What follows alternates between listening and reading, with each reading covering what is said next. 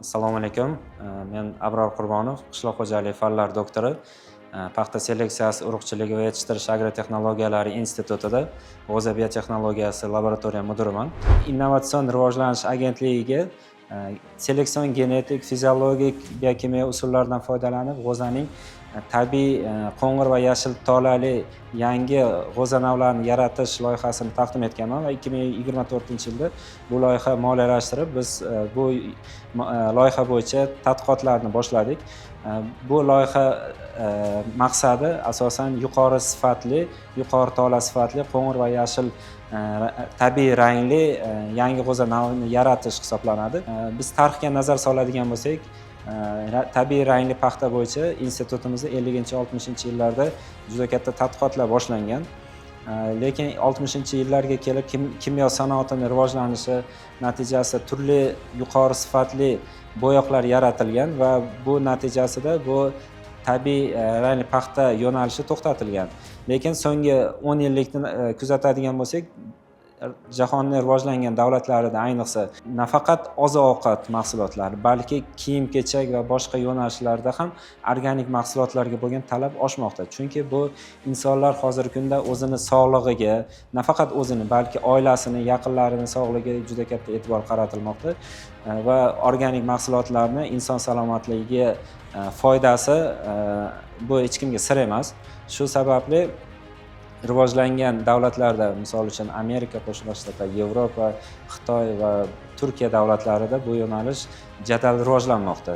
Shu sababli biz ham o'sha respublikamizda bu yo'nalishni rivojlantirish hamda ishlab chiqarishga yuqori sifatli tabiiy rangli paxta g'o'za navlarini yaratish bo'yicha tadqiqot olib boryapmiz. Hozirgi kunda ilm-fanning zamonaviy yo'nalishlaridan biri bo'lgan o'sha molekulyar genetika, ya'ni markerlarga asoslangan seleksiya usuli hamda fiziologiya, biokimiya usullarini jamlagan holda biz tadqiqot olib boryapmiz. Bu loyihamizda hozirgi kunda bir qancha yashil rangni turli xil och yashildan to'q yashilgacha bo'lgan formalari, qo'ng'ir rangli ham shunday turdagi namunalari, liniyalari, duragaylari hozirgi kunda yaratildi. Loyihaga to'xtaladigan bo'lsak, bizni institutimizda dunyoda eng katta kolleksiya mavjud, ya'ni 13 mingdan ortiq kolleksiya namunalari mavjud va bu kolleksiyalarimizda yarim yovvoyi namunalar bor. Bu namunalarda asosan o'sha ranglari yashil, qo'ng'ir va boshqa rangdagi namunalar mavjud. Hozirgi kunda tola sifati, hosildorligi yuqori bo'lgan navlar bilan duragaylash natijasida bir qancha duragay va tizmalar yaratdik. Bu yaratish tadqiqot davomida markerlarga asoslangan seleksiya, ya'ni DNK markerlari asosida tanlov ishlarini olib boramiz. Bu tanlov ishlari oddiy klassik seleksiyaga nisbatan jarayonni osonlashtiradi va samaradorligini oshiradi, ya'ni tanlash ishlarini yana ham sifatliligini oshiradi.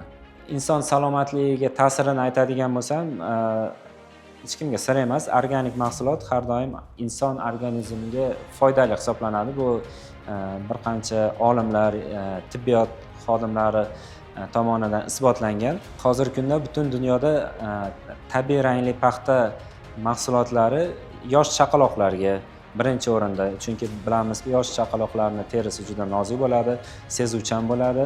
Shu sababli yosh chaqaloqlarning kiyimlari hamda insonlarning shu allergiya bilan bog'liq kasalliklari mavjud bo'lgan insonlarga bu birinchi o'rinda tavsiya qilinadi.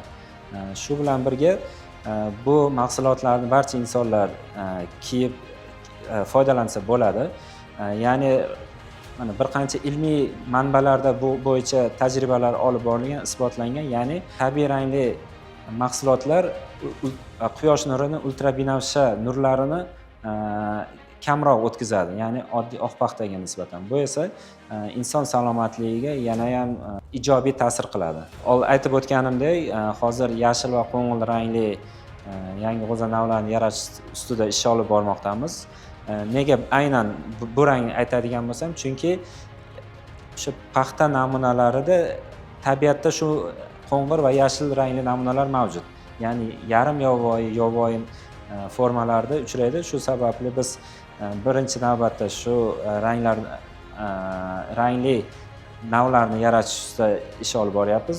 va kelajakda rejalarimiz, ya'ni gen muhandisligi yordamida boshqa ranglar, ya'ni ko'k rang, qizil rang, qora rang va boshqa ranglarni ham yaratish ustida hozir tadqiqotlarni boshlaganmiz. Bu qanday? Bu ya'ni genlar, ya'ni o'sha qizil rangga, ko'k rangga javob beruvchi genlarni to'g'ridan-to'g'ri paxta namunalariga o'tkazish va natijada shu tabiatda uchramaydigan ranglarni yaratish. Bu esa yanayam shu sohani rivojlantirishga, yanayam insonlarning salomatligini oshirishga, yanayam ekologiyamizni ifloslanishini oldini olishga o'zini ijobiy hissasini qo'shadi.